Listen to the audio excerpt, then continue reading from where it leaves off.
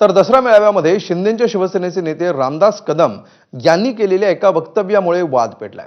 बाळासाहेब ठाकरेंचं निधन झाल्यानंतर त्यांचा मृतदेह 2 दिवस घरात का ठेवला होता, त्यांच्या हाताचे ठसे का घेतले असा सवाल त्यांनी थेट मेळाव्यातून उद्धव ठाकरेंना केला। कदमांच्या या आरोपांमुळे खळबळ उडाली आहे। ठाकरेंच्या शिवसेनेच्या नेत्यांनी कदमांचा तिखट भाषेमध्ये समाचार घेतलाय। असं करताना भास्कर जाधव यांची जीभ घसरली आहे। रामदास कदम म्हणजे छमछमदास बामदास कदम अशी टीका जाधवांनी केली आहे।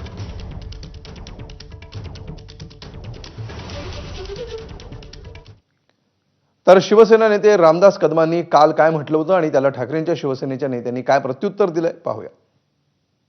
शिवसेना प्रमुखांचं निधन कधी झालं आणि त्यांची बॉडी किती दिवस मातोश्रीमध्ये ठेवली होती कळा माहिती। जबाबदारीने बोलतोय।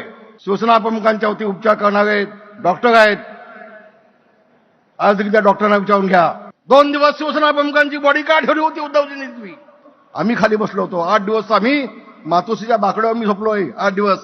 कोणतरी सांगितलं बाळासाहेबांच्या हाताचे ठसे घेतले होते ठसे। मग ठसे कशासाठी घेतले होते, काय नेमकं होतं?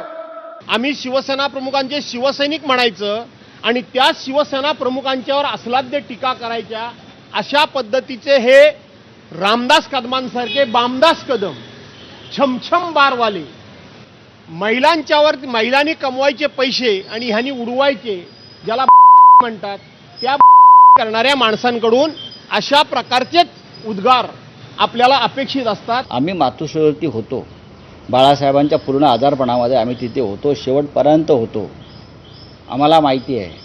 आता ह्यांच्या तोंडामध्ये कुणी जर शेण कोंबला असेल भीतीपोटी आणि ते आता उगाळत असेल ते तुम्ही काय करणार?